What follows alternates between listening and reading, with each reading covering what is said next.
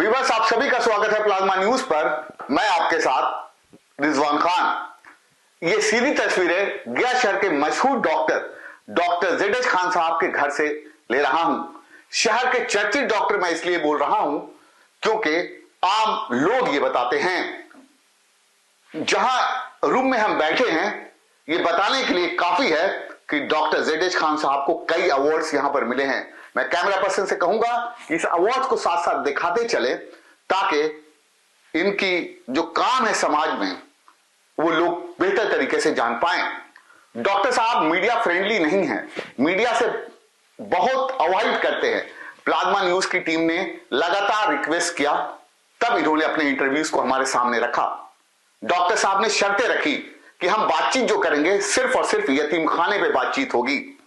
तो आज हम एपिसोड 2 शुरू करेंगे। हमने एपिसोड 1 में डॉक्टर साहब से अनाथालय के बारे में बातचीत की, तो डॉक्टर साहब ने मुंशी इनायत खान साहब के 2 बच्चे के बारे में चर्चा की, जो आप लोगों ने देखा और पसंद किया। आज हम ये समझने की कोशिश करेंगे इनायत खान साहब की 2 बेटों के बारे में तो चर्चा हुई, कितनी बेटियां थी इनायत खान साहब के बारे में। उनके पास 3 बेटी उनको थी। अल्लाह ताला ने उनको 3 बेटी दिया था।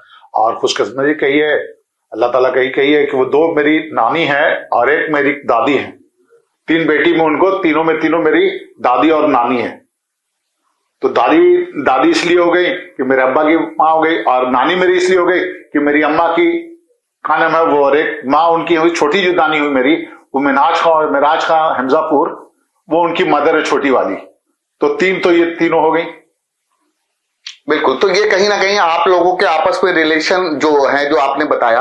अच्छा, मैं एक तो हो गया कि डॉक्टर एम खान जो बेटा हुए, उनके जिनके बारे में चर्चा की है, शहर के चर्चित डॉक्टर रहे, बेटी हुई, एक रिश्ता जो हम शुरुआत वहां से करेंगे। हम अक्सर कहते हैं लोगों से कि जो यतीम खाना 107 साल कंप्लीट कर चुका है। अगर इस कहानी को और आगे लेके चले, उनके परिवार से आगे लेके चले, तो कैसे चली ये कहानी? जनाब, 107 साल की कहानी अगर 107 दिन में भी अगर पूरी कर दें आप, तो मेरी समझ से वो पूरी नहीं होगी। लेकिन चूंकि आपको वक्त नहीं है, हमको भी है, ऐसी चीजें जो सुनने शॉर्ट में लोग ले और वो सारी चीजें याद की रहती है। तो सबसे बड़ी चीज है, जब लोग छोटे होते हैं, हम ही लोग छोटे थे, तो दादी और नानी की कहानी सुना करते थे। तो किसी की दादी हो, किसी की नानी हो, उसके बात को मानते थे कि वो सच बोल रही है और कहते कहानी। लेकिन एक सच्चाई को भी कहानी की शक्ल में आप सुनना चाह रहे हैं, जो कि लोग बोलता है कि आज की दुनिया जो है वो कान से देखती है और आंख से सुनती है। लेकिन हमने आंख से देखा, उनको भी देखा, कान से उनको सुना, तो हमको लगता है इससे ज्यादा सच्चाई मेरे उस यतीम खाने के बारे में कोई नहीं बता सकेगा।